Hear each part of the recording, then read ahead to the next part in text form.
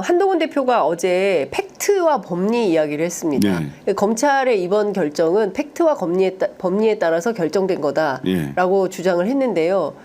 한동훈 전 법무부 장관, 검찰 후배, 검사, 지금은 여당 대표인 한동훈 대표의 이런 판단은 어떻게 보세요?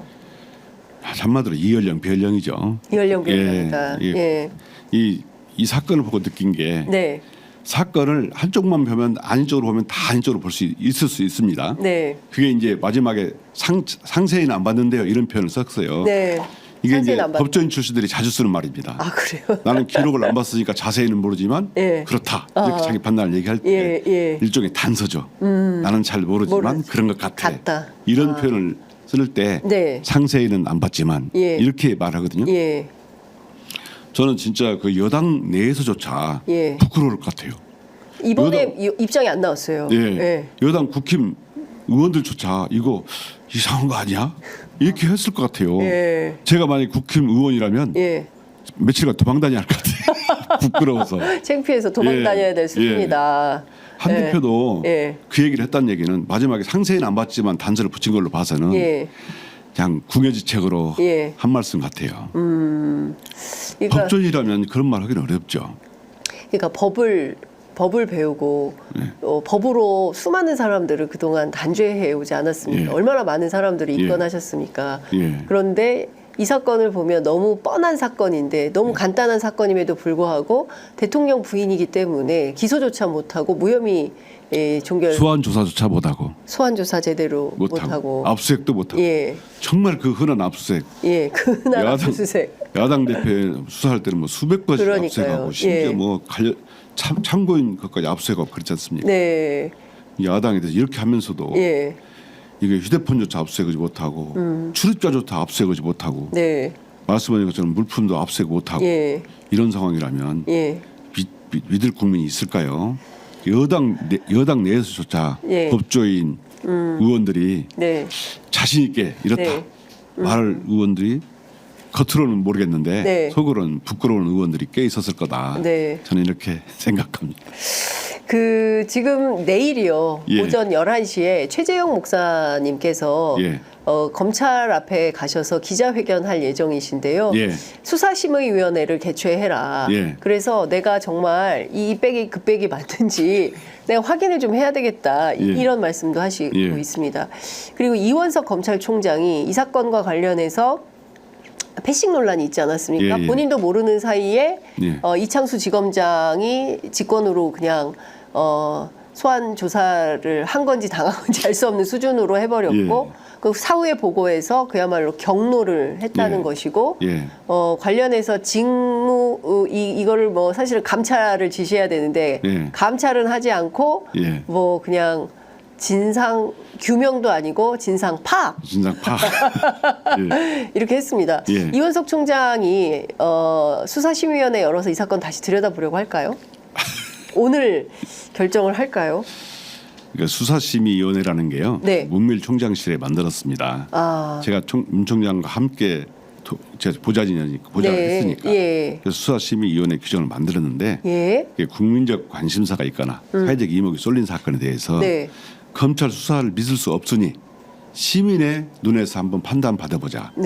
기소할 것인지 말 것인지, 그다음에 계속 수사할 것인지 말 것인지, 구속영장 청구할 것인지 말 것인지 이걸 판단을 받아보자는 건데요.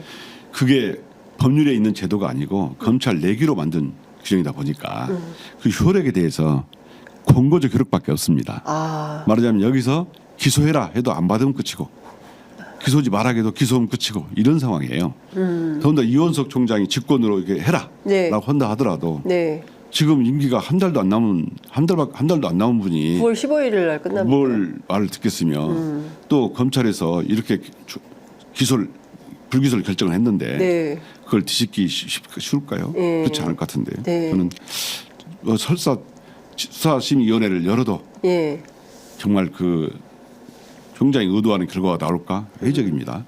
이원석 총장 어떻게 보세요? 지금 너무 무기력한 거 아닙니까? 그래도 검찰총장이신데 내부에서는 엄청 열심히 한다고 소문이 나 있던데 이원석 총장 외부에는 거의 존재감이 없었지 않습니까?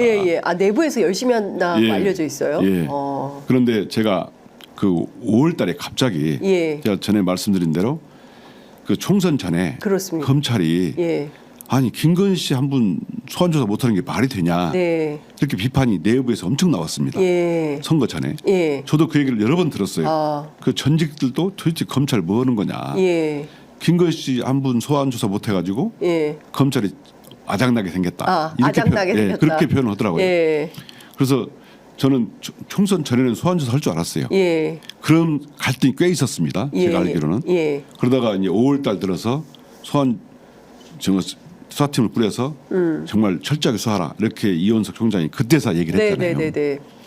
저는 정말로 성역 없이 소환 조사하라고 지시했으면 이게 김건희 씨 관련 두 개를 한 사람을 두 사건 수사하고 있잖아요. 네. 그러면 이걸 다 지휘할 수 있도록 해야 돼요. 예. 명품백은 수사 지휘할 수 있는데 네.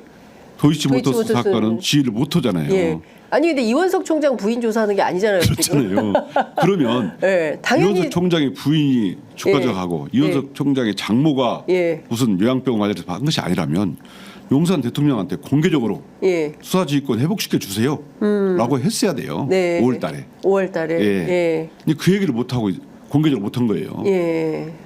그래서 이렇게 맞이했는데 임기가 얼마 안 남아서 총장은요. 제 경험을 보면 1년만 넘으면 일선에서 말 안 들어요.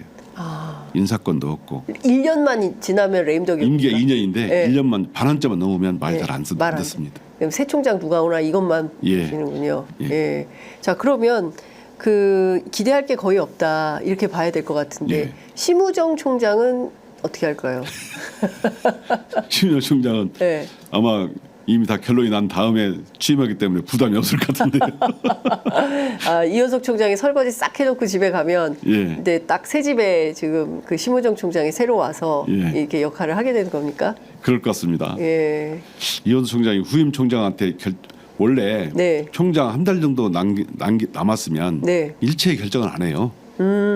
보통 제가 총장을 모셔보니까 한 달 정도 남으면 총장이 내정되고 한 달 정도 남았다 하면 일체 그냥 기본적인 일상적인 그 지휘만 하고 나머지는 후임 총장한테 결신을 받아라라고 해야 맞죠. 네네네. 만약에 이원석 총장한테 이런 보고가 오면 이원 총장은 이미 후임 총장이 지명이 됐고 9월이면 취임을 하니 그분한테 지휘를 받아라라고 해야 맞죠. 아하. 그렇죠. 문 총장도 제가 모셔봤지만 한 달 남겨놓고는 일체의 현상 변경은 지휘를 안 해요. 또 중요한 지휘를 안 씁니다. 그게 사실 맞죠. 관례상. 예, 관례상. 근데 이번에 만약에 그런 청구하면 이원석 총장이 과연 수사심의 하자 이렇게 할까요? 저는 그것도 많이 고민될 것 같아요. 후임 총장이 해야 하는 거 맞지 않냐? 이런 고민을 할 것 같습니다. 아 그렇군요.